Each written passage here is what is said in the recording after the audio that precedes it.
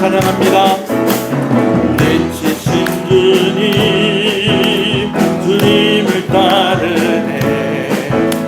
가운데 있던 우리를 비추는 빛, 생명의 주님, 주님을 따르네.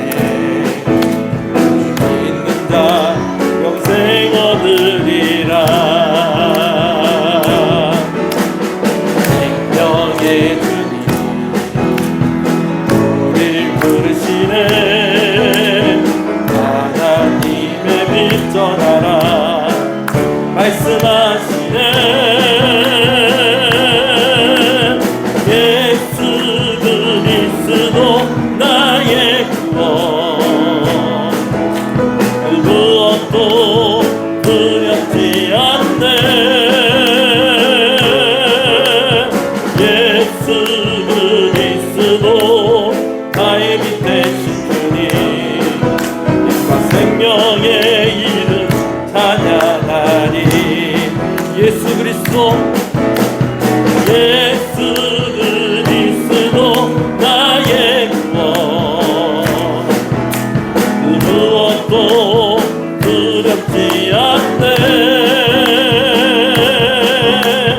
예수 그리스도 나의 빛 되신 주님, 그 생명의 이름.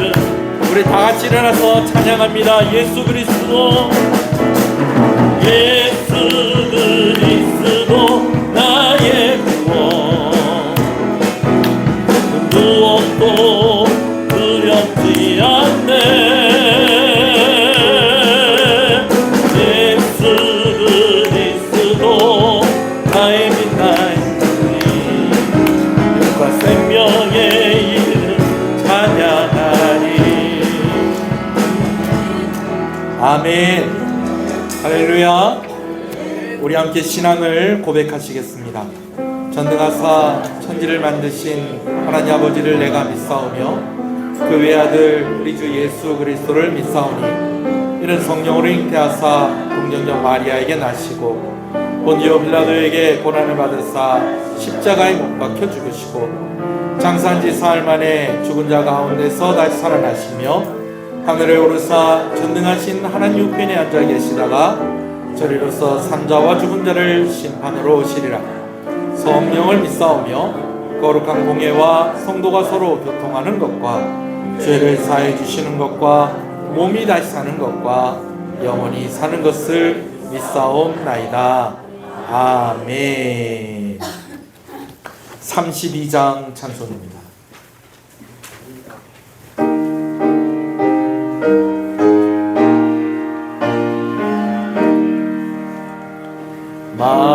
만유의 주제 존귀하신 예수, 사람이 되신 하나님, 나사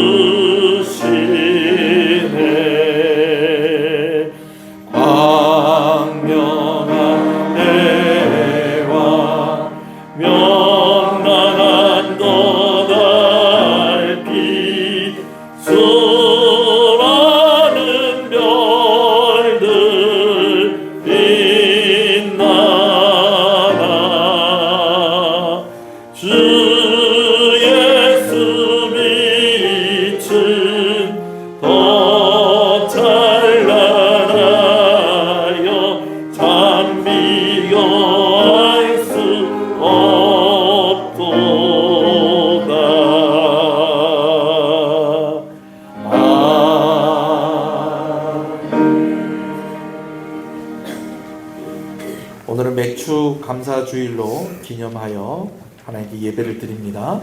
교독문 105번 말씀을 교독합니다. 여호와께 감사하라. 그는 선하시며 그 인자하심이 영원하니라. 여호와께 감사하고 그의 이름을 불러 아뢰며 그가 그 일을 만민 중에 알게 할지어다. 그들이 광야 사막길에서 방황하며 거주할 성읍을 찾지 못하고 줄이고 공명하여 그들의 영혼이 그 땅에서 피곤하였도다. 이에 그들이 근심 중에 여호와께 부르짖음해 그들의 고통에서 던지시고 또 바른 길로 인도하사 그들의 성내에 이르게 하셨도다. 여호와의 인자하심과 인생에게 행하신 기적으로 말미암아 그를 찬송할지로다. 그가 사망하는 영혼에게 만족을 주시며 주님 영혼에게 좋은 것으로 채워주시리로다. 아멘. 앉으시겠습니다. 김태성 장로님 기도 인도하십니다.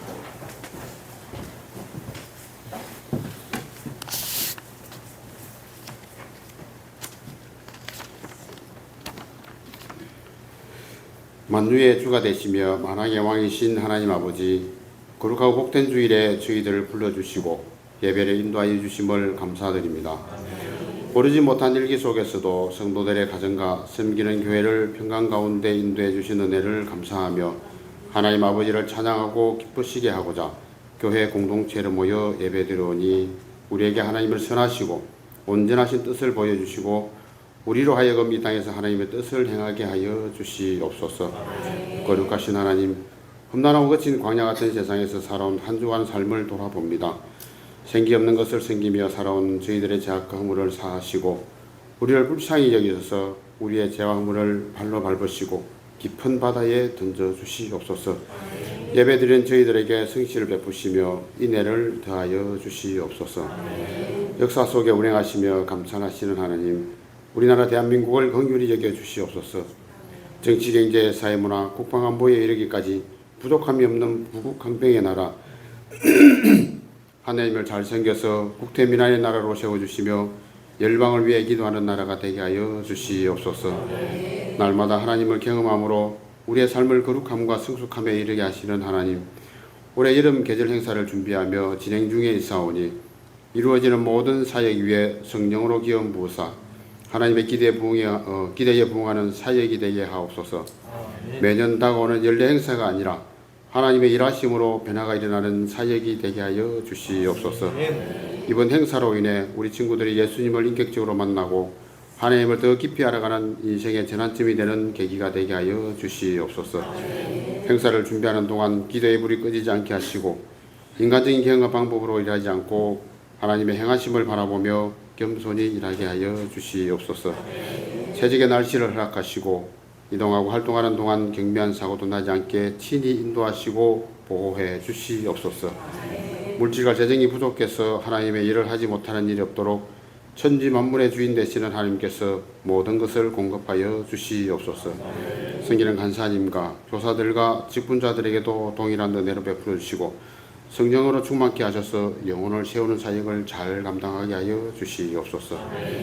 우리에게 말씀으로 양육하시는 하나님, 아버지께 세우신 목사님을 특별히 기억하시고 영육간의 강건함을 주시며 기도의 종 말씀의 종으로 굳건히 세워주셔서 항상 성령 충만하여 영육간의 강건함을 주시옵소서. 선포되는 귀한 말씀으로 피차 은혜 있게 하여 주시고 한 주간 삶의 운동력이 되게 하여 주시옵소서. 거룩하고 복된 예배를 위해 수고하는 모든 손길을 축복하시고 성가대의 찬양을 통해 영광 받으시오며 오후에 진행되는 일정에도 함께해 주셔서 베푸시는 은혜가 풍성하게 하여 주시옵소서. 우리를 사랑하사 날마다 그리스도의 뜨거운 심장을 주시는 예수님의 이름으로 기도드립니다. 아멘.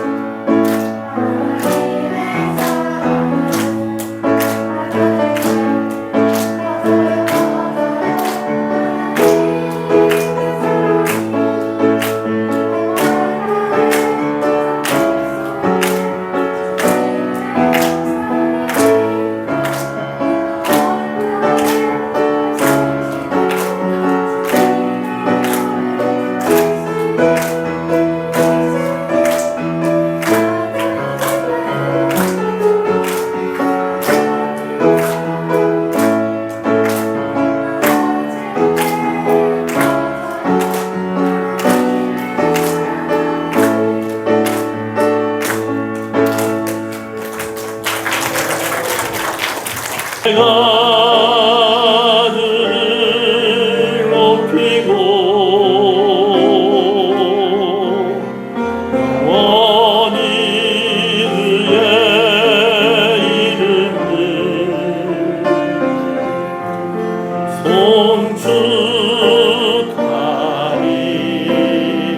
송축하리이다. 소리를 높여서 왕이신 나의 하나님, 왕이신 나의 하나님, 내가 그를 높이고 영원히 그의 이름을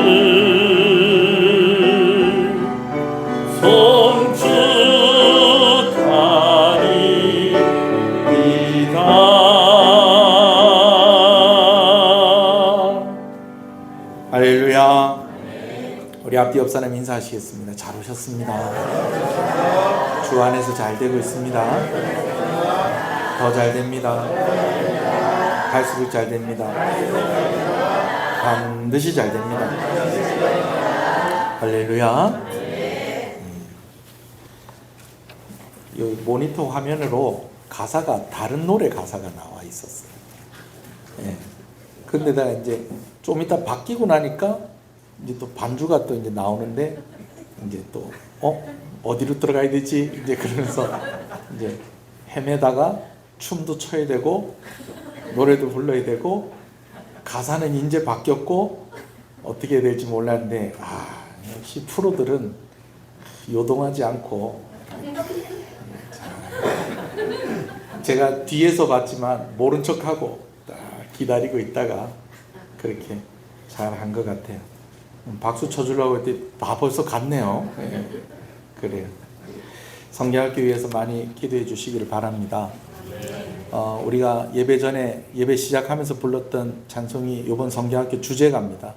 성경학교 주제가고 우리가 이제 오늘도 에고 에이미 이 말씀을 이렇게 나누는데 이 에고 에이미 나누는 이유도 성경학교 주제가 이번에 에고 에이미 나는 무엇이다 라고 예수님이 자기 자신을 소개한 그 내용이기 때문에 우리가 이제 우리 온 성도들이 또 우리 주일학교와 하나 되어지는 그런 의미를 가지고 말씀을 나누는 것입니다.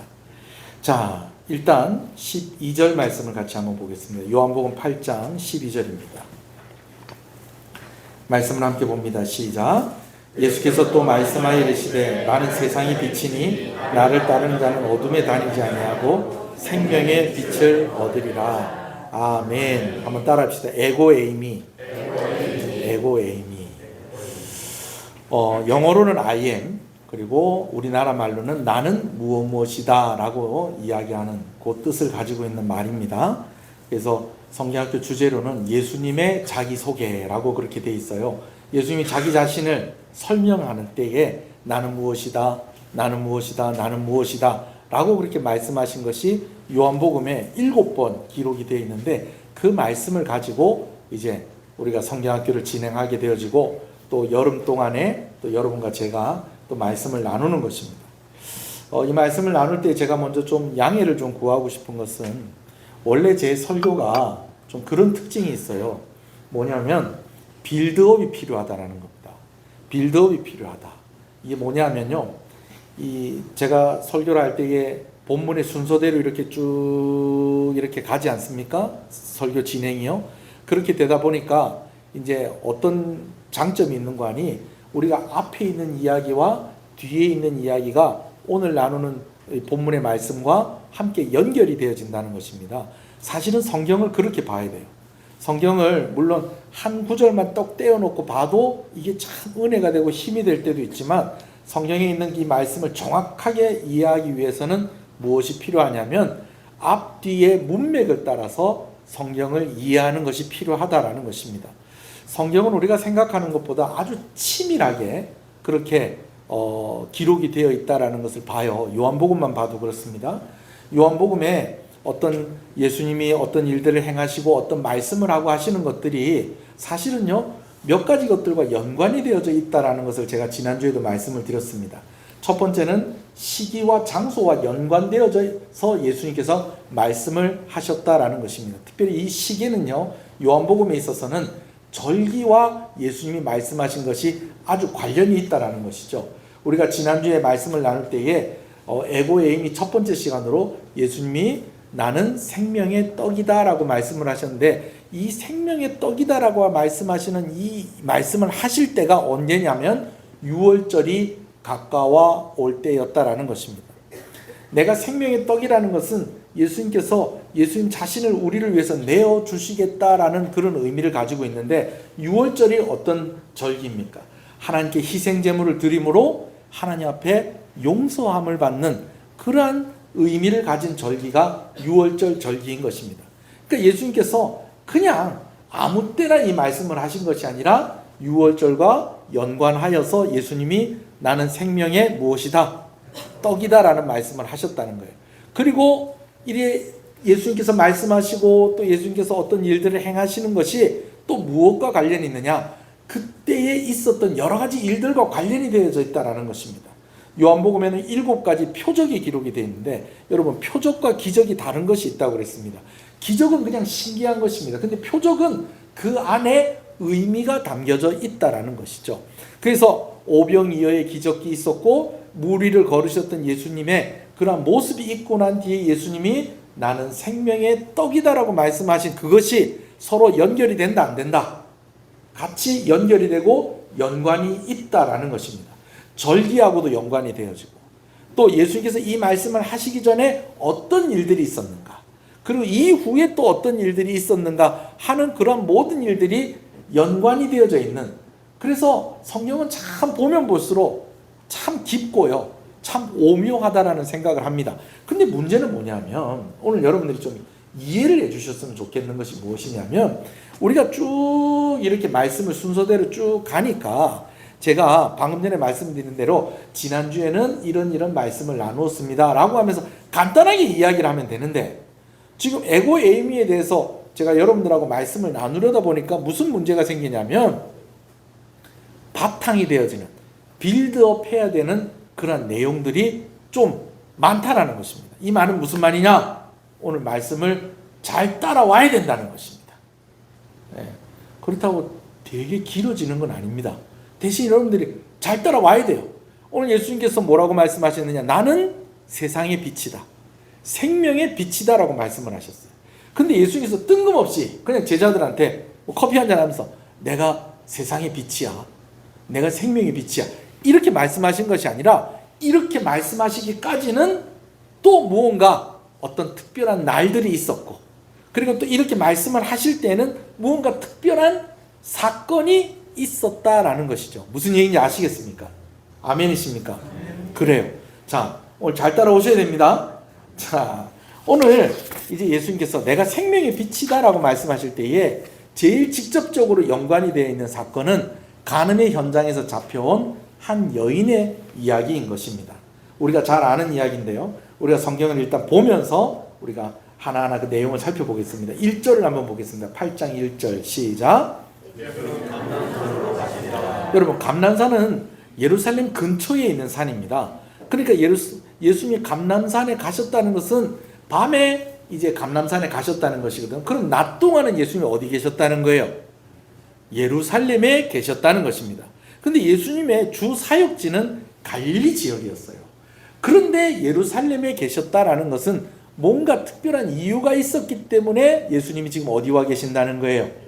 예루살렘에 와 계신다라는 것입니다. 자, 그 부분은 조금 나중에 또 다루기로 하고요. 일단 예수님께서 그럼 예루살렘에서 무엇 하셨느냐? 성전에서 사람을 만나고 그 사람들을 가르치셨습니다. 2절을 읽어보겠습니다. 시작. 백성들이 다 나오는지라 앉으사 그들을 가르치시더니. 자, 예수님이 성전에서 사람들을 만나시고 그들을 가르치셨어요. 어디서 가르치셨다고요? 성전에서 가르치셨어요. 자, 그런데 그런 예수님에게 누가 옵니다. 누가 오냐면 서기관과 바리새인들이 음행 중에 잡힌 여인을, 간음의 현장에서 잡힌 여인을 예수님께 데리고 오는 것입니다. 예수님 어디 계시는데? 예루살렘 성전에 계시는데 지금 간음의 현장에서 잡힌 여인을 데리고 오는 것입니다. 3절 읽어보겠습니다. 시작.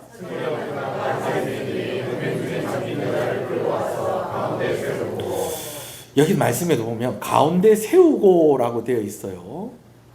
우리가 보통 이 장면을 우리가 영화나 드라마나 그림이나 이런 데서 보면 간음의 현장에서 잡혀온 여인이 어떻게 하고 있습니까? 끌려와서 예수님 앞에 엎드려져 있잖아요. 그죠? 근데 말씀을 보니까 뭐라고 되어 있어요? 가운데 세우고라고 되어 있어요. 그래서 이게 진짜 이 여인을 이렇게 딱 서 있게 한 것인지 아니면 사람들 앞에 데려다 놨다라는 그런 의미로 세우고라고 했는지는 조금 더 살펴봐야 될 것 같습니다. 여튼 뭐 하다가 잡힌 여자를, 간음하다 음행을 저지르다가 잡힌 여자를 성전에 계신 예수님께로 데리고 온 겁니다. 그리고 예수님께 뭐라고 이야기를 하는지 또 읽어봅시다. 4절입니다. 시작. 예수께서 말하되 선생이여 이 여자가 간음하다가 현장에서 잡혔나이다. 그러면서 이 여자가 어떻게 해서 이렇게 왔는지를 이야기를 해줘요. 그리고 나서 뭐라고 하느냐? 5절 읽습니다. 시작. 모세는 율법에 이러한 여자를 돌로 치라 명하였거니와 선생은 어떻게 말하겠나이까? 그렇게 이야기를 합니다. 자, 간음의 현장에서 잡혔어요. 여러분 이럴 때 율법에 뭐라고 기록이 되어 있는지 우리 한번 확인해 볼게요. 레위기 20장 10절 말씀 같이 읽어볼까요? 보라색 글씨입니다. 자, 시작.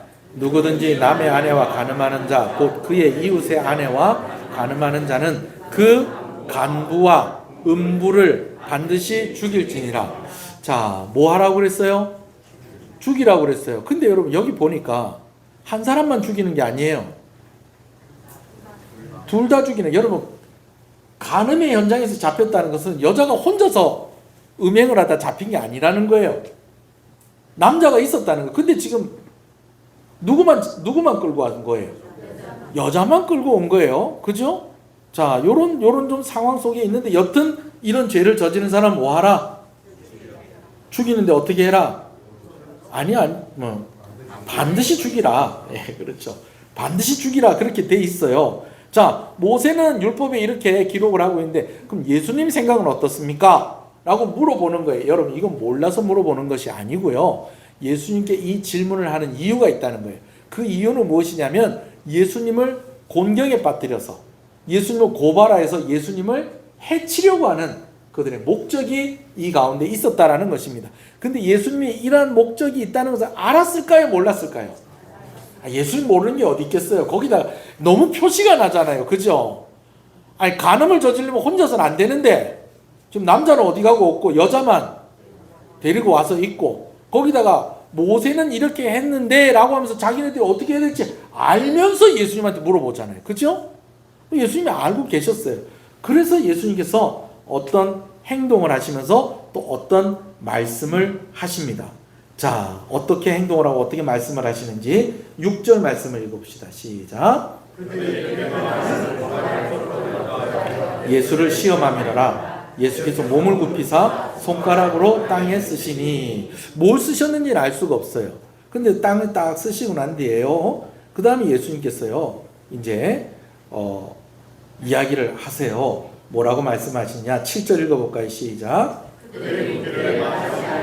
예수님 뭘 이렇게 쓰니까요.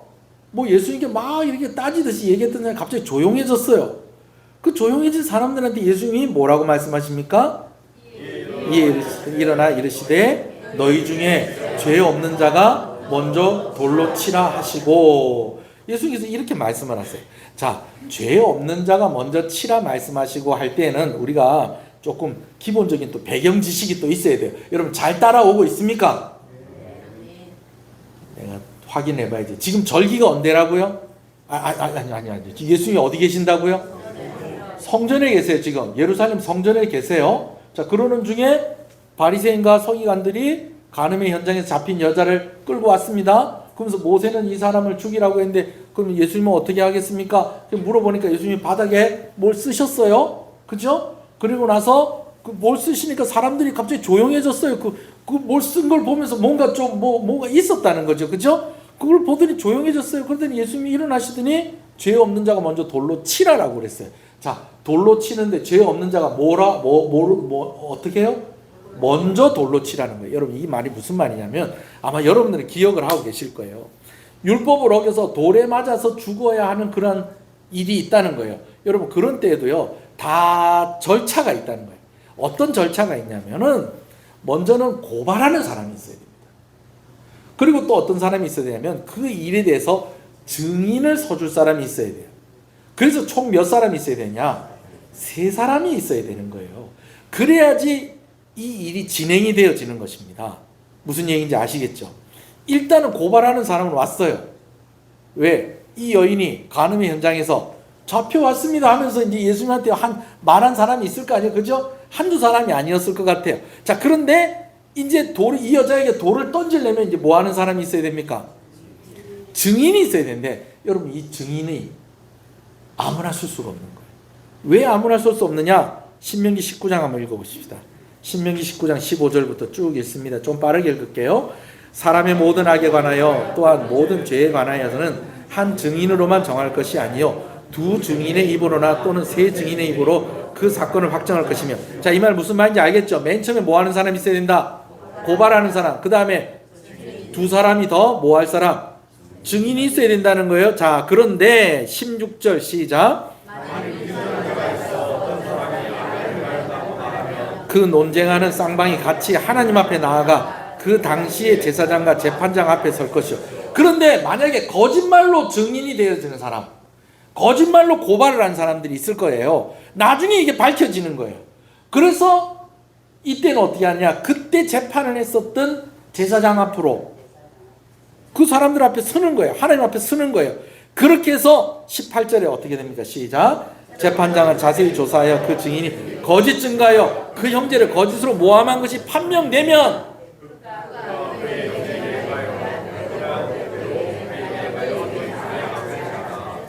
그가 그의 형제에게 행하려고 꾀한 그대로 그에게 행하여 너희 중에서 행하라. 쉽게 얘기하면 이 사람들이 증인을 썼는데 거짓말로 증인을 쓴 거예요. 근데 나중에 밝혀서 그러면은 이 사람들 나중에 어떻게 되는 거예요? 똑같이 돌에 맞아 죽어야 되는 거예요. 근데 예수님 뭐라고 말씀하세요? 여기서 예수님 말씀하신 먼저 돌로 치는 사람이 그러니까 뭐 하는 사람이에요? 증인, 그리고 또 고발한 사람. 그 사람들이 되는 거예요. 근데 예수님께서 뭐라고 말씀하시는 거 아니? 죄 없는 자가 먼저 치라. 그렇게 얘기하는 거예요. 그럼 나중에 이 일이 어떤 뭐 잘못된 그런 음모나 이 여자가 억울하게 죽어야 됐거나 이렇게 됐을 때는 지금 먼저 돌 던진 사람들 어떻게 하라는 거예요? 어떻게 될 거라는 거예요? 죽을 거라는 얘기를 하시는 거예요. 그러면서 예수님이 다시 몸을 굽혀서 바닥에 뭔가 쓰시기를 시작을 합니다. 자, 8절 읽습니다. 시작. 그들이 이 말씀을 듣고 양심의 가책을 느껴 어른으로 시작하여 젊은이까지 하나씩 나가고 오직 예수와 그 가운데 섰는 여자만 남았다. 자, 먼저 돌 던진 사람 돌 던져라 그러니까 던질 수가 있어요, 없어요? 없어요. 그래서 사람들이 다 가버렸어요. 누구하고 누구만 남았습니까? 예수님과 그 여인만 남았습니다. 제자들도 가버렸는지는 모르겠어요. 제자들은 마음에 찔리지 않았으니까 옆에 있었던 것 같은데, 자, 그런데 이제 여기서 아주 중요한 얘기가 있게 되어지죠. 자, 예수님께서 이 여인에게 질문을 합니다. 자, 10절 있습니다. 시작. 여자 외에 아무도 없는 것을 보시고 이르시되 여자여 너를 고발하던 그들이 어디 있느냐? 너를 정죄한 자가 없느냐? 여러분 이 말이 무슨 말이에요? 여자여 너를 고소했던 사람들이 어디 있느냐? 아까 너를 그렇게 정죄했던 사람들 다 어디 갔느냐? 라고 이야기를 합니다. 그러니까 이제 영화나 드라마에서 보면 바싹 엎드려져서 이제 아이고 이제 나는 죽겠구나 했던 이 여자가 옷도 제대로 챙겨 입지 못했던 그 여자가 머리를 빼꼼하게 들어서 보니 주변에 사람이 있다 없다? 없는 그런 드라마틱한 장면으로 우리가 연출이 되어지는데 가만히 보니까 여자는 뭐 하고 있었다는 거예요? 서 있었다는 거. 어떻게 그렇게 서 있었다는, 진짜로 서 있었으면 그 사람들 다 가는 거 봤을까요? 안 봤을까요? 봤을 거예요. 여자가 좀 당황스러웠겠죠. 근데 예수님이 또 말을 걸어서 뭐라고 그러냐면 너를 고발하고 너를 정죄했던 이들이 다 어디 갔느냐? 뭐라고 얘기하겠어요? 없습니다. 아무도 없습니다. 그렇게 여자가 대답을 했겠죠? 자, 11절 읽읍시다. 시작. 대답하되 주여 없나이다. 예수께서 이르시되, 자, 여기서 중요한 얘기를 합니다. 시작. 나도 너를 정죄하지 아니하니 가서 다시는 죄를 범하지 말라 하시라. 여러분, 죄 없는 자 돌로 치라고 했는데 그렇게 보면 예수님은 돌로 치실 수 있어요. 왜? 예수님은 죄가 없으십니까? 근데 예수님 뭐라고 말씀하세요? 나도 너를 정죄하지 아니하노니 돌아가라. 근데 그냥 돌아가라고만 끝난 것이 아니에요. 그 뒤에 아주 중요한 이 말씀을 하셨죠. 무슨 말씀을 하셨습니까? 다시는 죄를 범하지 말라 하시니라 하는 이 유명한 이야기가 있고 난 뒤에 12절 읽어볼까요? 시작. 예수께서 또 말씀하여 이르시되 나는 세상의 빛이니 나를 따르는 자는 어둠에 다니지 아니하고 생명의 빛을 얻으리라. 여러분, 이 말씀이 이 사건 이후에 하신 말씀이라는 거예요. 그러니까 내가 세상의 빛이다, 내가 생명의 빛이다 라고 말씀하신 것이 가늠한 여인을 용서하신 사건과 관련이 있다 없다?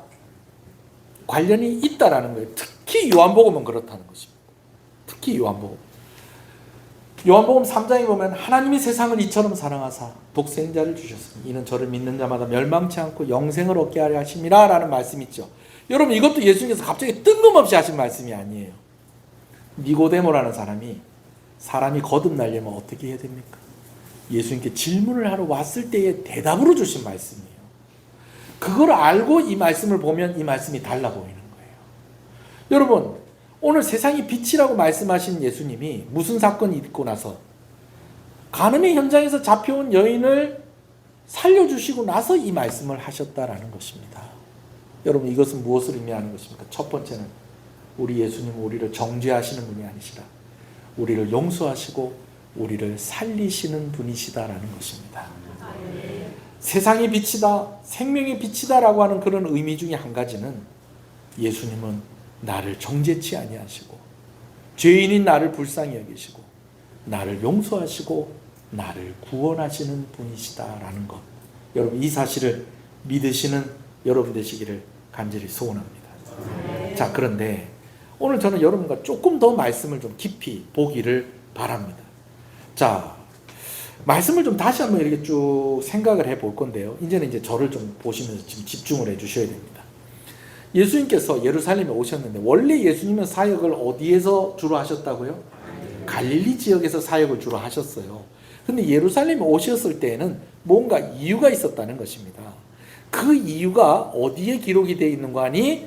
요한복음 7장에 기록이 되어 있어요. 자, 나는 생명의 떡이다 라고 하신 말씀이 요한복음 6장에 기록이 되어 있고, 그 다음에 7장에 예수께서 예루살렘에 오신 이유가 기록이 되어 있고, 그리고 8장에 이제 오늘 우리가 이 말씀을 보고 있는데, 여러분 이 7장에 보면 내용이 아주 많습니다. 어떤 내용이 있느냐? 처음에는요, 예수님의 형제들이 예수님을 원망하는 내용들이 나와요. 예수님이 태어나기는 어디서 태어나셨습니까? 베들레헴에서 태어났어요. 그런데 나중에 자라기는 어디서 자라세요? 나사렛에서 자라요. 그런데 예수님이 사역을 시작을 하고부터 이 나사렛 사람들이 예수님을 심지어 죽이려고 합니다. 왜? 예수님이 이상한 말을 하고 다닌다는 거예요. 이상한 일을 하고 다닌다는 거예요. 여러분, 그러다 보니까 예수님이 쫓겨나다 보니까 예수님의 가족들도 나사렛에서 계속 살 수 있어요, 없어요? 살 수 없어요. 그래서 예수님의 가족들이 지금 어디 와서 살고 있는 거 아니? 가버나움에 와서 살고 있는 거예요. 가버나움에 와서 살고 있으니까 지금 누구 때문에 이사를 했어요? 예수님 때문에 이사를 했는데 아직까지 이 예수님의 형제들은 예수님이 하나님의 아들인 줄을 모르고 있는 거예요. 믿지 못하고 있는 거예요. 그럼 예수님이 하시는 말씀도 이해를 해요, 못해요? 자, 우리 학생들 고개 들으세요. 예수님이 하시는 말씀 이해해요, 못해요? 이해 못해요. 그런데다가 예수님 때문에 이사를 온 데다가 막 그냥 뭐 예수님 때문에 막 맨날 사람들 찾아오지 귀찮게 하는데 막 그냥 막 여러 가지가 힘든 거예요. 그러니까 예수님의 형제들이 예수님한테 뭐라고 얘기하냐면, 형님 여기서만 얘기하지 마시고요, 곧 이제 명절인데 이왕이면 예루살렘에 가서도 얘기를 하세요. 뭐 예수님이 그냥 막 내가 하는 말은 내가 그냥 하고 싶어서 하는 말이 아니라 나를 보내신 네가 하라는 말을 내가 너에게 하는 것이다. 뭐 이런 이야기 하시고, 뭐 그런 이야기들 여기 우리 옆에서 막 우리 힘들게 하지 마시고 어디 가서 하세요? 예루살렘 가서 하세요. 곧 무엇이니까? 명절이니까. 근데 그 명절이 6월절이 아니에요. 여러분 6장 사건이 있고 난 뒤에 몇 달 흘렀어요. 이번에 명절은 무슨 명절이냐면 초실절입니다. 초실절이 초막절. 이 헷갈려요. 초실절은 오늘이 초실절입니다. 맥주 감사절. 자, 초막절이 가까워왔으니 형님 거기 가서 말씀을 전합시다. 그랬더니 예수님께서 처음에는 안 가실 듯이 이야기를 해요. 그러면서 제자들을 먼저 보내요. 그리고 나서 명절이 며칠 지나고 난 뒤부터 이제 어디에서 성전에서 사람들을 만나면서 성전에서 이제 사람들을 가르치기 시작을 하는데 거기서 좀 분위기가 아슬아슬한 거예요. 사람들의 평가가 갈라졌어요. 나눠져 있어요. 예수님은 참 좋은 분이다. 이렇게 생각하는 사람이 있고 또 어떤 분은 예수님은 사람을 미혹해하는 사람이다. 그렇게 하는 평가가 있었다는 겁니다. 자, 그런데 이런 와중에 사람들이 예수님에 대해서 뭐라고 대놓고 얘기는 못해요. 왜냐하면 좀 두려운 거예요.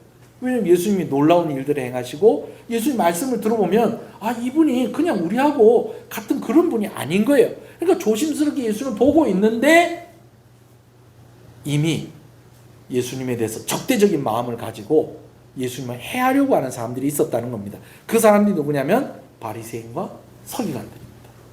그 예수님이 이제 성전에 와서 가르치고 있으니까 예수님이 와가지고 여러 가지 질문을 이렇게 하는데 예수님이 아주 뭐 좋게 이야기는 하셨지만은 그들이 듣기에는 예수님의 말씀이 이해가 돼요, 안 돼요? 안 돼요.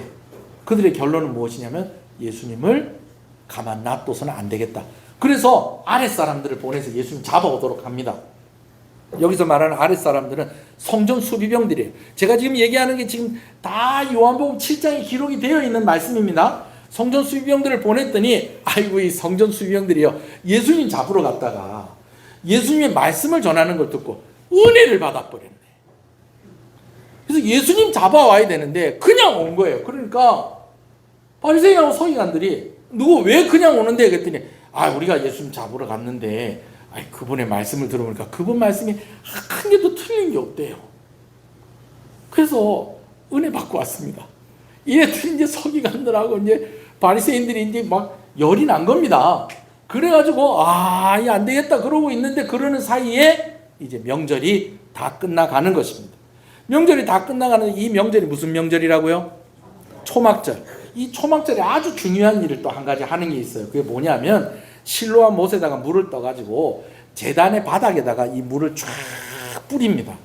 제단 바닥에다 이 물을 제단에 뿌리면서 제사장이 무슨 기도를 하냐면 하나님 이른 비와 늦은 비를 주셔서 우리가 농사를 지을 때에 우리가 곡식을 거두기에 부족함이 없도록 하나님 은혜를 주십시오 라고 제단에 물을 뿌리면서 그렇게 기도를 하는 거예요. 근데 그때 예수님께서 그 모습을 보시면서 뭐라고 말씀하시냐면 누구든지 목마르거든 나에게 와서 마셔라.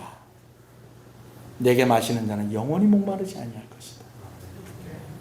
그 말씀을 하셨던 거예요. 그러니까 다 이게 연관이 있는데 근데 예수님께서 에고 에이미 하면서 나는 물이다는 말씀을 안 하셨어요. 그래서 이제 넘어가고 지금 8장으로 온 겁니다. 그러면서 뭐가 끝났다? 초실절 끝나고 초막절 끝나고 그렇게 얘기를 해주셔야 됩니다. 초막절 끝나고 예수님은 이제 밤이 됐으니까 어디로 가시고 감람산으로 가셨다가 그리고 다시 낮이 되어서 어디로 오신 거예요? 예루살렘 성전에 오신 거예요. 아직 이제 명절이 끝나긴 했지만 그러나 명절 딱 끝나고 뭐 우리가 이제 추석 때도 보면은 추석날 아침밥 먹고 집에 가는 사람도 있지만 끝날 때까지 집에 있다 가는 사람들도 있잖아요. 그렇죠? 그런 것처럼 예루살렘에 아직 사람들이 많이 남아 있었기 때문에 하이라이트가 어저께 있었기 때문에 그래서 이제 딱 있었던 그 사람들을 또 모아서 예수님께서 말씀을 나누고 있는데 이 여자를 데리고 온 거예요. 뭔 얘기인지 아시겠죠? 자, 그런데 이 얘기를 조금 더 깊게 보는 겁니다. 이 여인을 데리고 왔는데 이 여인이 뭐 하다 잡혀온 여자? 음행하다 잡혀온 여자. 음행하다 잡혀온 여자예요. 이게 어떻게 하시겠습니까? 몰라서 물어본 게 아니라 예수님을 어떻게 해서 책 잡아서 해하려고 이렇게 물어보고 있는데 예수님이 바닥에서 뭘 쓰신 거예요. 근데 뭘 쓰시니까 사람들이 조용해져. 그러더니 죄 없는 자가 먼저 돌을 던져라. 그랬더니 한 사람씩 그러면 그렇게 말씀을 하시고 다시 바닥에 뭘 또 쓰시니까 사람들이 다 하나씩 다 빠져나가는 거예요. 자, 여러분, 예수님이 도대체 뭘 쓰셨을까요, 거기다가? 우리 장로님들이 말씀을 열심히 듣기 때문에 대표로 우리 두 분에게만 한번 물어보겠습니다. 예. 임 장로님, 예수님 뭐라고 쓰셨을까요? 예? 모르겠어요. 참고로 일부 예배 때 간사님한테 물어봤더니 간사님이 제가 처음에 못 알아봤어요. 못 알아들었어요. 세 글자 쓰셨다는 거예요. 느그는.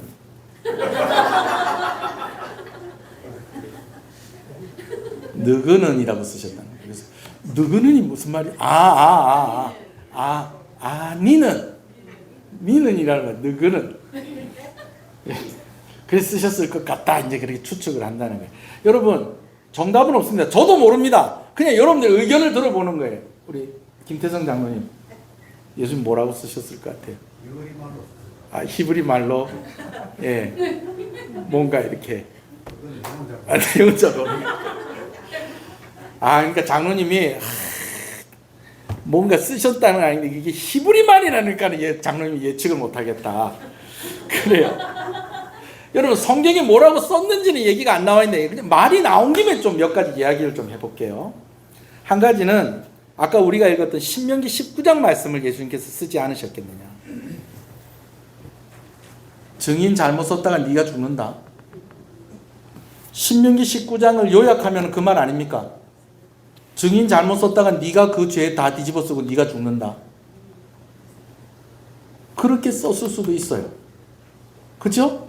많은 사람들이 그 얘기를 합니다. 성경학자들이. 또 어떤 분들은 또 그런 이야기를 해요. 남자는 어디 갔노? 남자는 어디 갔노? 그리고 두 번째 쓸 땐 그 남자 이름을 적는 거야. 예수님 알 수 있을 거 아니야. 그죠? 그 여인과 음행을 저질렀던 그 남자, 예수님께서 그 뭐 이름 모르시겠어요? 뭐 다 아시는 분이. 처음에는 남자는 어디 갔노? 그랬더니 사람들이 이러고 있는데 또 두 번째 딱 쓰시는데 그 남자 이름을 적는 거야. 히브리 말로. 그랬을 수도 있겠어요. 그죠? 여러분, 저는 진짜 천국 가면 안심심합니다. 물어볼 거 정말 많습니다, 여러분. 예. 그리고 또 뭐 여러 가지 추측을 하는 가운데 제가 이런 생각도 좀 한번 해봤어요. 뭐냐면 예수님이 이렇게 쓰셨을 수도 있을 것 같아요. 누구는 언제 이런 죄를 짓고, 누구는 언제 이런 죄를 짓고, 누구는 언제 이런 죄를 짓고, 때로는 이 여자하고 잔 사람 누구누구 근데 뭐 그거 다 일일이 다 쓸 수는 없는데 예수님은 그런 것도 하실 수 있을 것 같아요. 예수님이 쓰는데 사람들의 눈에는 다 각자 다르게 보이는 거야. 자기 일로. 여러분, 그럴 수도 있겠죠? 그죠? 자, 어디 가서 물어보자. 천국 가서 물어보자. 그리고 또 한 가지를 제가 여러분에게 말씀을 드리고 싶은 것은 지금 예수님이 어디 계세요? 성전에 계세요. 근데 여러분 기억하실 거예요. 사도 바울이 3차 선교 마치고 나서 돌에 맞아 죽을 뻔했습니다. 어디 있다가? 성전에 있다. 근데 사도 바울이 성전에 있는데 거기서 사람들이 돌을 던지든가요? 사도 바울을 성전 바깥으로 끌고 나가든가요? 성전 바깥으로 끌고 나가요. 왜? 죄인은 어디에 들어올 수 없다는 거예요. 성전에 들어올 수 없다는 거예요. 또 한 가지. 사도행전 3장에 보면 성전 미문 앞에서 나면서부터 한 번도 걷지 못했던 사람이 구걸을 하고 있습니다. 그때 베드로와 요한이 은과 금은 내게 없으나 내게 있는 것으로 내게 명하노니 나사렛 예수 이름으로 걸으라 하니까 이 사람이 걸었어요. 걷고 뛰고 하면서 어디부터 들어가냐면 성전 안에 들어가는 거예요. 왜 성전 안에 들어가냐면 자기는 왔는데 맨날 어디까지밖에 못 와. 성전 문 앞에까지밖에 못 오는 거예요. 왜? 자기는 뭐기 때문에? 장애가 있기 때문에. 온전치 못한 사람 성전 안에 못 들어오게 돼 있거든. 근데 지금 예수님께서 어디에서 가르치고 계세요? 성전에서 가르치고 있는데 예수님 고발하려고 이것들이 눈이 멀어가지고, 이것들이라고 해서 죄송합니다.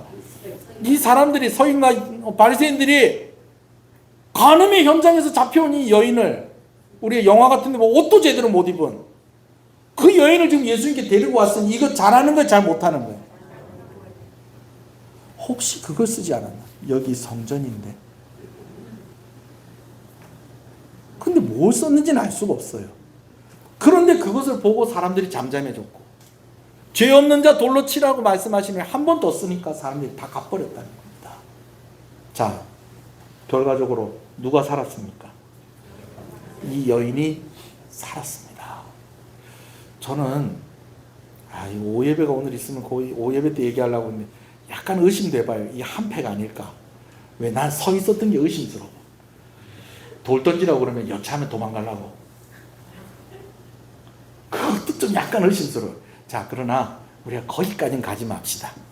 자, 어디 가서 우리 목사님이 서 있었던 거는 이 여자가 도망가려고 서 있었대. 여러분, 이런 얘기 하지 마세요. 하지 마세요. 이거 성경에 있다 없다? 학생들 잘 듣고 있죠? 네. 이게 없다. 나중에 태은이한테 잘 설명해 주세요. 네. 그래요. 여인이 살았습니다. 그래서 예수님께서 나도 너를 정죄하지 않겠다. 그러더니 그 다음에 하신 말씀이 이게 오늘 우리가 봐야 될 말씀이에요. 다시는 뭐하지 마라. 죄를 범하지 말아라 라고 말씀을 하셨어요. 여기까지 잘 따라오셨습니다. 잘 따라오셨습니다. 오늘 말씀 잘 들으시네요. 뭐 원래도 잘 들으시지만 저는 이렇게 이야기 있는 게 재밌어요. 상상도 한번 해보고 막 그러면서.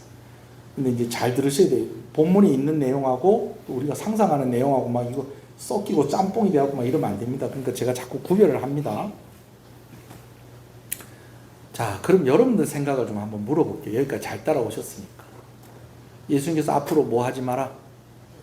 죄 짓지 마라 그랬죠. 그리고 예수님이 살려주셨잖아요. 그죠? 그러면 예수님이 살려주셨고 앞으로 죄 짓지 마라 했으니까 그럼 이 여인은 그 후로 죄를 지었을까요? 안 지었을까요? 자, 여러 가지 의견이 나오네요. 지금 뭔가 수근수근하네요. 예. 예수님이 살려주셨고 또 이제 죄 짓지 말라 했으니까 또 이제 죄 안 짓고 그렇게 살았을까요? 이 여자가 앞으로 어떻게 됐는지에 대해서는 성경에 얘기가 없습니다. 목사님, 이 사람이 막달라 마리 아닙니까? 글쎄요. 많은 사람들이 막달라 마리아라고 생각하는데 막달라 마리아라고 오늘 본문에 그렇게 얘기가 되지 않습니다. 이 여인이 그 이후로 어떻게 됐다 뭐 이런 얘기 성경에 있다 없다? 없습니다. 자, 그러나 이 여인이 그 이후로도 죄를 지었을까 안 지었을까라고 하는 그 답은요 우리가 다 알고 있어요. 왜냐하면 우리도 그렇거든요. 자, 그럼 답이 나옵니까? 세례받은 날 하나님 오늘 이제 제가 세례받았으니까 앞으로는 절대로 죄 안 짓겠습니다. 여러분 혹시 이런 다짐하시는 분 혹시 여기 있을지도 몰라요. 근데 죄가 안 지어지던가요? 부흥회 때 혹은 주일날 말씀 들으면서 또 성경을 읽다 은혜를 확 받고 하나님 이때까지 내가 죄인으로 살았습니다. 내가 앞으로 죄 안 짓겠습니다. 여러분 이랬는데 죄가 안 지어지던가요?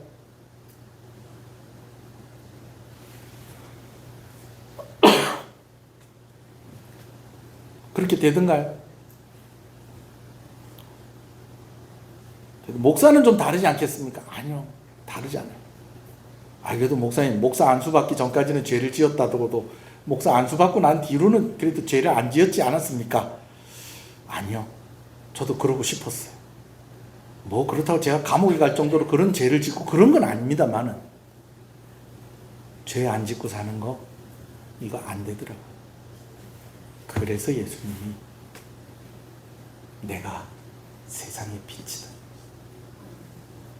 나에게로 오면 생명의 빛을 얻을 것이다. 그래서 이 말씀 주신 거예요. 오늘 우리의 의지로는 죄를 이길 수가 없어요. 오늘 내가 한번 내가 주를 위해서 이렇게 살아보겠습니다. 내 절대로 이제 앞으로 죄 안 짓습니다.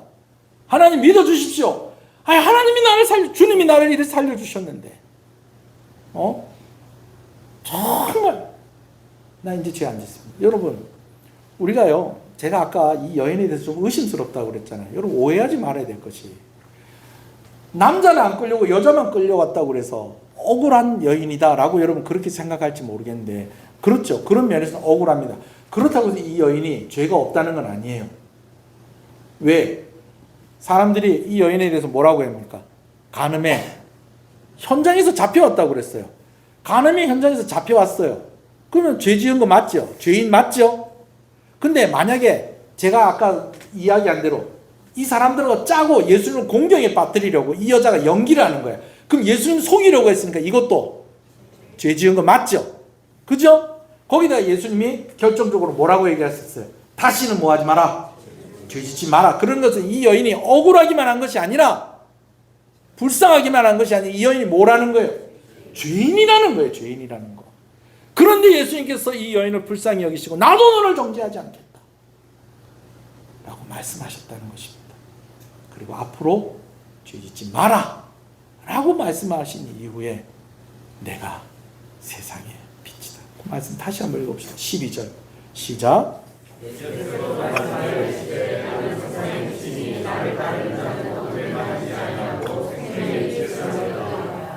여러분, 죄를 이기는 방법은 다른 거 없습니다. 예수님 가까이, 그 빛 가운데 있는 것입니다. 사실 그 빛 가운데 있는 것도 힘들어요. 쉬운 일은 아니에요. 그러나 우리가 자꾸 예수님께 가까이 갈수록 죄는 멀어지는 것입니다. 아멘이십니까? 6월절이 구원이라고 한다면 초막절은 구원 이후의 삶이다 라고 그렇게 말씀하시는 분들이 있어요. 이게 참 잘 정리해 놓은 것 같아요. 6월절 어린 양이 희생제물로 드려지는 것, 희생제물이 된 것, 이것이 무엇을 의미하는 것입니까? 예수 그리스도의 십자가의 고난과 죽으심이죠. 근데 이 초막절에 예수님께서 이렇게 빛 대신 예수님에 대해서 이야기하신 것은 이제 앞으로 구원받은 사람이 어떻게 살아라? 누구와 함께 살아라? 빛 대신 예수님과 함께 살아라는 거예요. 여러분, 초막절에는요, 물 붓는 그런 행사도 있지만 또 중요한 일이 한 가지가 또 있어요. 왜 초막절이냐면 이 이스라엘 사람들이 일주일 동안 뭐 하냐면 텐트 치고 사는 거예요. 장막을 치고 사는 거예요. 그래서 이스라엘의 집에 가보면 마당 있는 집이 많고요. 아파트도요, 계단식 아파트가 많아요. 그리고 우리보다 베란다가 이 집 구조에 비해서 좀 커요. 왜? 1년 중에 일주일은 뭐해 살아요? 뭐하고 살아야 되니까? 텐트 치고 살아야 돼요. 그러니까 없는 사람은, 아파트 사는 사람은 베란다에다가도 텐트 쳐놓고 그 안에서 일주일 동안 생활을 하는 거예요. 근데 그 일주일 동안 생활하는 기간이 성경학교 수련회 하는 기간이에요. 왜 그러느냐? 우리처럼 이렇게 주일학교가 있는 게 아니라 유대인들은 집에서 부모님들이 아이들에게 신앙교육을 시켜주는 거예요. 텐트를 착 치는 거예요. 그럼 아이들이 묻죠. 아버지, 왜 텐트를 치세요? 왜 마당에다 텐트를 치세요? 왜 베란다에다 텐트를 치세요? 아, 오늘부터 일주일 동안 초막절이다. 그래서 우리 집에서 안 자고 우리 바깥에서 자는 거다. 그럼 애들은 신나죠. 와, 우리 신난다. 그래서 텐트 탁 치고, 뭐 요즘 같으면 뭐 이렇게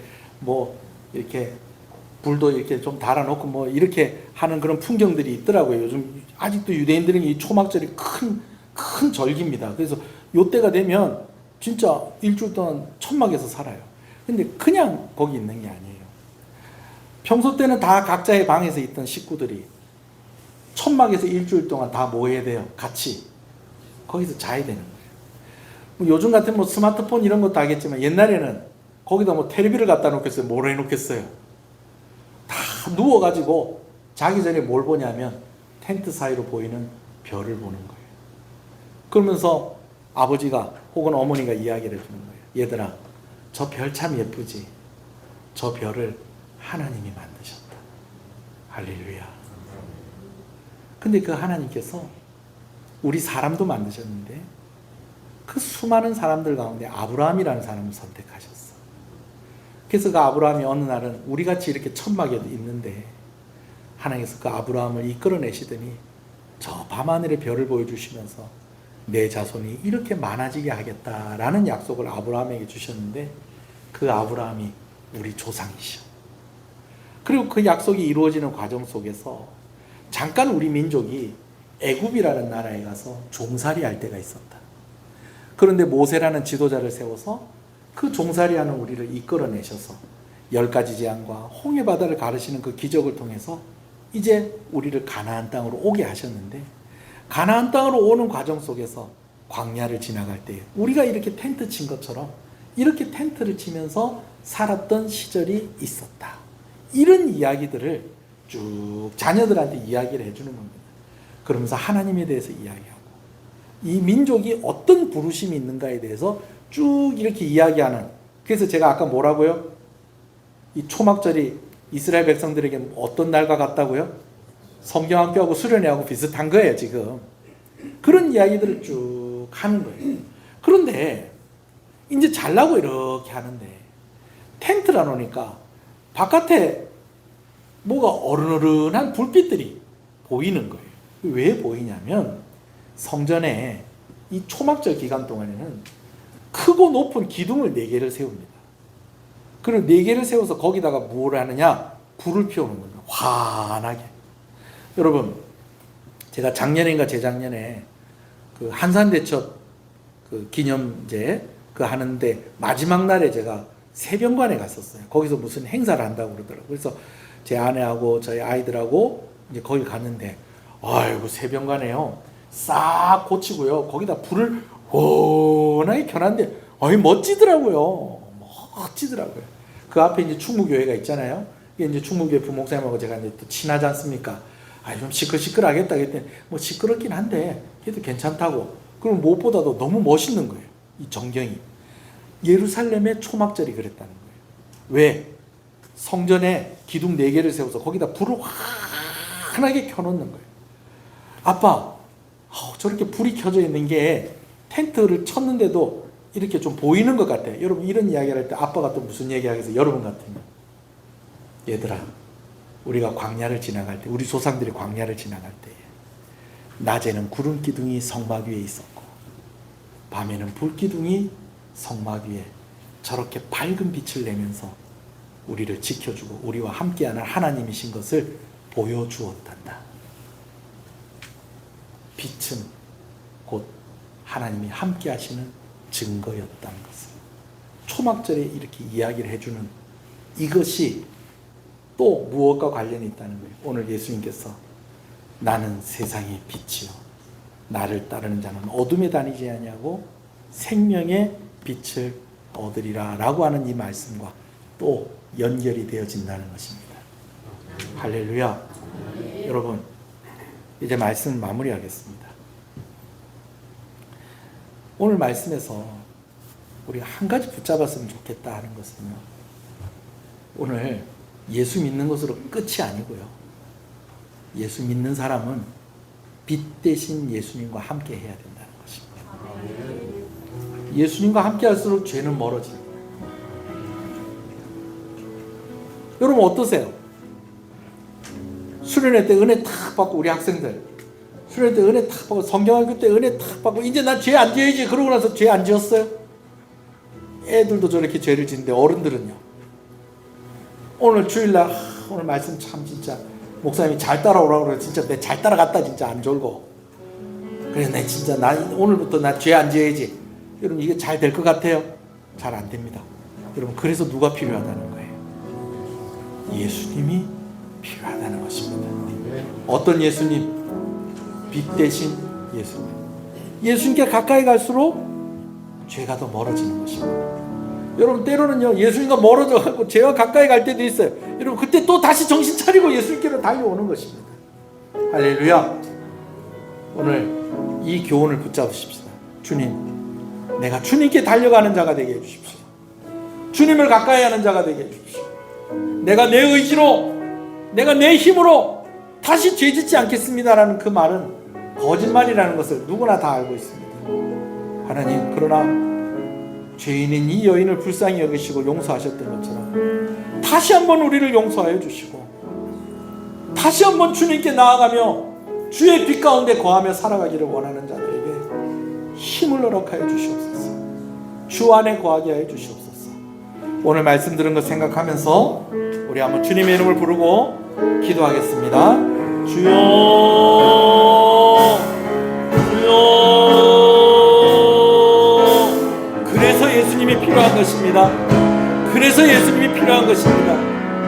내 의지대로라면 죄 짓지 않는다는 말, 그 말 다 거짓말이 될 수밖에 없습니다. 그러나 빛 대신 주님께 가까이 가면 갈수록 우리는 죄로부터 그만큼 멀어지게 되어지는 것입니다. 이 싸움은 우리가 계속 해야지만 하는 싸움입니다. 왜냐하면 예수님이 나를 위해 고난을 당하시고 죽으셨기 때문인 것입니다. 나의 은혜를 허락하셨기 때문입니다. 오 주님, 내가 주님께 더 나아가게 하여 주시옵소서. 빛 대신 그 주님, 그 빛 가운데 거하게 하여 주시옵소서. 세상의 빛으로 오신 예수님, 그 생명의 빛 가운데 내가 있게 하여 주시옵소서. 하나님, 나를 은혜 가운데 있게 하여 주시옵소서. 주님과 멀어지지 아니하게 하여 주시옵소서. 성령으로 충만하게 하여 주시옵소서. 아버지, 그 빛 가운데에 내가 자유하게 하여 주시옵소서. 주여,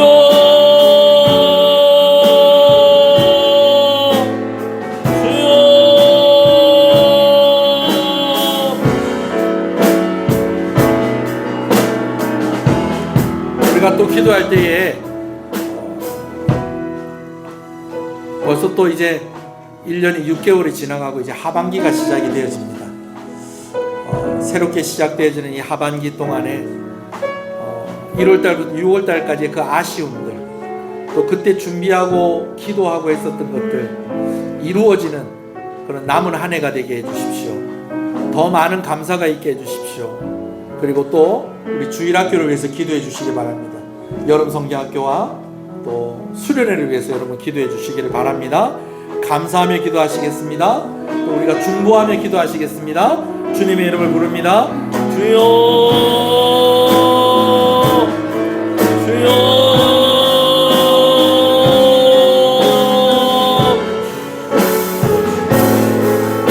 아버지 감사합니다. 아버지 감사합니다. 힘들고 어려운 시간들도 있었습니다. 우리 하나님께서 아버지 하나님으로 이렇게 살아내게 하여 주시고, 또 아버지 하나님 우리가 새로운 마음으로 또 이 시간들을 감당할 수 있게 하시는 것을 감사합니다. 아버지 우리에게 힘을 더하여 주시옵소서. 아버지 준비하고 있었던 일들, 기도하고 있었던 일들 이루어지게 하여 주시고 응답하여 주시는 남은 하반기가 되어지기를 소원합니다. 교회 가운데에도 여러 가지 계획한 일들을 통하여서 하나님의 뜻이 이루어지기를 간절히 소원합니다. 특별히 여름 계절학교를 위해서 기도합니다. 우리 주일학교와 우리 중고 청소년들, 우리 대학생들, 또 우리 청년들 아버지 하나님 함께하여 주시기를 간절히 소원합니다. 아버지 하나님 이들의 인생이 아버지 하나님 믿음이 준비되어지는 그런 시간들이 되어지게 하여 주시옵소서. 수고하고 애쓰는 우리 선생님들과 헌신하는 모든 이들을 주님의 이름으로 축복하고 아버지 은혜를 허락하여 주시옵소서. 하나님 감사합니다. 오늘 이 말씀을 주셔서 감사합니다. 예수님께서 뜬금없이 이 말씀을 하신 것이 아니라 이 말씀이 절기와도 연관이 있었고, 이 말씀이 여인을 살려주신 그 일과도 연관이 있었고, 무엇보다도 이 말씀이 구원받은 우리에게 하나님께서 은혜 주신 것을 확인해 주시면서 우리가 이제 빛 가운데 살게 하시려는 하나님의 뜻이 있었다는 것을 우리가 보게 하셔서 감사합니다. 우리의 힘으로, 우리의 의지만으로는 이제 죄 짓지 않겠습니다라는 말은 거짓말입니다. 그러나 그래서 우리에게 예수님이 필요합니다. 그래서 예수님께 달려가겠습니다. 예수님께 더 나아가겠습니다. 그 빛 가운데 거하려고 치열하게 싸워보겠습니다. 오늘 우리가 이렇게 다짐해야 하는 것이고, 또 이 은혜를 우리에게 허락해 주셔서 감사합니다. 주님께 더 가까이 나아가는 자들이 되게 하여 주시옵소서. 주의 빛 가운데 거하게 하여 주시옵소서. 날마다 주와 동행하게 하여 주시옵소서. 오늘 맥주 감사주일로 하나님 앞에 기념하며 예배하게 하시는 것을 감사합니다. 1월에서 6월달 돌이켜보건대 참 하나님 앞에 너무 감사하고, 그러면서 너무나 죄송하고 면목이 없습니다. 우리의 마음이 늘 그렇습니다. 아버지, 그러나 이 가운데 정말 하나님께서 은혜를 주시고 인도해 주셔서 이 시간들을 잘 감당하게 해주셔서 감사합니다. 남은 6개월 동안도 잘 감당하게 해주셔서 준비한 것들 거두게 해주시고 기도하는 것들 응답받는 은혜가 성도들의 가정 가운데에 있게 하여 주시옵소서. 특별히 다시 한 번 더 구하오니 우리 학생들을 위해서 여름 계절학교를 준비하고 있습니다. 여름 성경학교와 중고등부 수련회, 청년부 수련회 가운데 하나님께서 은혜를 주시옵소서. 기름을 부어 주시옵소서. 은혜를 부어 주시옵소서. 빛을 비추어 주시옵소서. 구원받는 역사가 있게 하시고 구원받는 자들의 새로운 다짐이 있게 하여 주시고 변화되어지는 삶이 있게 하여 주시고 하나님이 그것들을 통해서 영광을 받아 주시옵소서. 수고하는 모든 이들을 주님의 이름으로 축복합니다. 잘 준비되어지게 하시고 준비하면서 믿음이 자라게 하여 주시옵소서. 또 연합하여서 진행되고 있사오니 함께하는 교회들 가운데에도 주님께서 은혜를 주시기를 간절히 소원하고 소원합니다. 치료 중에 있는 성도들 하나님 고쳐 주시옵소서. 회복시켜 주시옵소서. 온전케 하여 주시옵소서. 성도들의 가족들에게도 은혜를 주셔서 수술을 앞두고 있는 이들, 또 회복하고 있는 이들, 또 오랜 동안 병중에 있는 이들에게 하나님의 은혜를 주셔서 이 여름을 잘 지나가게 하여 주시옵시고 승리하며 회복되어지며 영광을 돌리는 그런 귀한 시간들이 되게 하여 주시옵소서. 태중에 있는 아이로부터 노년에 이르기까지 시온의 모든 성도들을 주님의 이름으로 축복합니다. 가까이 내 옆에 앉은 이부터 멀리 유학하고 멀리 떨어져 살고 있는 우리 자녀들까지 주님의 이름으로 축복합니다. 오늘 예배에 함께하지 못한 이들을 주께서 기억하여 주시고 또 그들이 이 자리를 기억하게 하여 주시고 함께 즐거워하며 함께 빛 가운데에 머물러 있는 이들이 되게 하여 주시옵소서. 전도하는 교회가 되게 하여 주시옵소서. 부흥하는 교회가 되게 하여 주시옵소서. 다른 것 어떤 것보다도 예배가 부흥하게 하여 주시옵소서. 하나님을 기뻐하고 하나님을 사랑하는 이 마음이 커지게 하여 주시옵소서. 재정에도 부족함이 없게 하여 주시옵소서. 각 가정들마다 그러하게 해주시고 교회가 그러하게 하여 주시옵소서. 귀한 것 하나님께 드립니다. 주일원금 주정원금으로 드렸습니다. 성도들의 생업 가운데 축복하여 주시고 물질의 문제로 건강의 문제로 시험 들지 아니하도록 이 무더운 날씨 가운데서도 하나님께서 감당할 수 있는 힘과 은혜를 허락하여 주시옵소서. 11조 하나님께 드립니다. 하나님 감사합니다. 땀 흘려 힘써 일하게 하시고 거두게 하시고 또 이것이 하나님의 은혜인 것을 고백하며 드리오니 약속하신 은혜로 넘치도록 부어 주시옵소서. 성경금으로 드립니다. 하나님 감사합니다.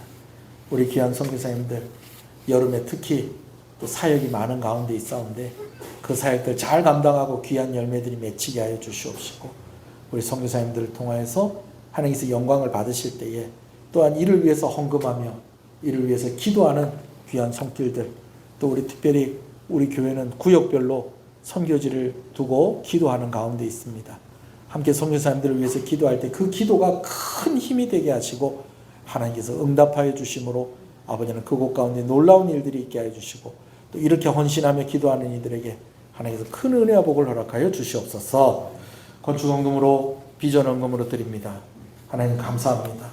가족들의 이름을 적어서 또 자녀들의 이름을 적어서 또 구별하여서 더하여서 드립니다. 하나님 교회가 더욱더 부흥하게 하여 주시고 다음 세대를 감당하는 교회가 되게 하여 주시옵소서. 은혜를 흘려보내는 교회가 되게 하여 주시옵소서. 넘쳐서 흘려보내게 하여 주시옵소서. 아버지 구별하여 드렸사오니 구별된 은혜를 더하여 주시옵소서. 주님의 이름으로 축복합니다. 감사함으로 드립니다. 부대 통합을 잘 마치고 맡은 지경을 넓혀주셔서 감사합니다. 지경이 넓어진 만큼 더 큰 책임감과 더 큰 능력으로 채워주셔서 주어진 임무 마칠 때까지 늘 좋은 결과 낼 수 있도록 이끌어 주시옵소서. 하나님 감사합니다. 우리 귀한 집사님 일하는 것이 더 안정되어지게 하시고 또 주를 섬기며 또 일하고자 하는 그 마음을 하나님께서 헤아려 주셔서 아버지께서 좋은 환경을 또한 허락하여 주시고 또 이렇게 변화된 환경 속에서도 하나님께서 은혜 주신 것을 감사하며 귀한 것들이오니 하나님께서 우리 집사님 늘 건강하게 해주시고 하나님께서 은혜를 부어 주시옵소서. 하나님의 크신 은혜를 항상 감사합니다. 하나님께 감사함으로 드립니다. 하나님 감사합니다. 주님 은혜 감사합니다. 하나님 감사합니다. 수술 후에 잘 회복되어지게 하시고 후유증이 없게 하여 주시고 아버지는 온전히 깨끗하게 나음으로 더 건강하게 더 활력 있게 더 힘있게 주를 섬기고 맡은 일들 감당하는 귀한 딸 되게 하여 주시옵소서. 신방을 감사합니다. 늘 함께 하여 주시옵소서. 사랑합니다. 하나님 감사합니다. 범사에 감사합니다. 감사합니다. 감사함으로 드립니다. 감사합니다. 배신방 하게 된 것 감사합니다. 늘 은혜가 넘치게 도우소서. 사랑합니다. 하나님 감사합니다. 감사함으로 드립니다. 하나님 감사합니다. 배신방 감사함으로 드립니다. 하나님 감사합니다. 매주 감사함으로 드립니다. 하나님 감사합니다. 하나님 감사합니다. 하나님 감사합니다. 귀한 것들인 손길들을 기억하시고 특별히 이 맥주 감사주일 헌금은 다음 세대를 위해서 사용되어집니다. 올여름에 우리가 여름 성경학교 수련회 하는 것에 있어서 재정적으로 부족함이 없게 하시고 또 하나님께 감사하며 이 일을 위해서 더욱 헌신한 이들에게 하나님께서 큰 은혜와 복을 허락하여 주시기를 간절히 소원하고 소원합니다. 하나님 감사합니다. 생일을 감사해서 귀한 것 드립니다. 여기까지 인도하신 은혜 감사합니다. 이혁규 집사님 하나님께서 강건하게 하시고 백향목과 같이 시간이 지날수록 더 가치가 있고 향을 바라고 인정을 받고 멋있는 귀한 집사님과 집사님의 가정이 되어지기를 간절히 소원합니다. 자녀들을 위해서 기도하고 또 하는 모든 일들 가운데에 하나님께서 귀한 은혜와 복으로 충만하게 하실 때에 무엇보다 건강하게 하시고 또 아버지 하나님 함께한 그 가정 가운데에 하나님의 은혜가 넘치고 기쁨이 넘치도록 하나님께서 복을 허락하여 주시기를 간절히 소원합니다. 생일을 맞아서 또 우리가 함께 기뻐하며 교인들을 대접하는 그 손길 가운데에도 하나님께서 은혜와 복을 더하여 주시옵소서. 하나님 감사합니다. 예배를 섬기는 모든 이들을 주께서 기억하여 주시옵소서. 예배당 청소하고 또 차량을 운행하고 또 식사를 준비하고 또 그것을 마무리하고 하는 모든 손길들 또 반주자로서 또 성가대로 교사로 구역장으로 임력원으로 또 직분을 맡은 자들로 하나님께 충성하는 이들에게 하나님께서 큰 은혜 구별된 은혜 부어 주시옵소서. 이 나라를 불쌍히 여겨 주시옵소서. 다음 주에 이 지역에서 또 연합 전도 집회가 있습니다.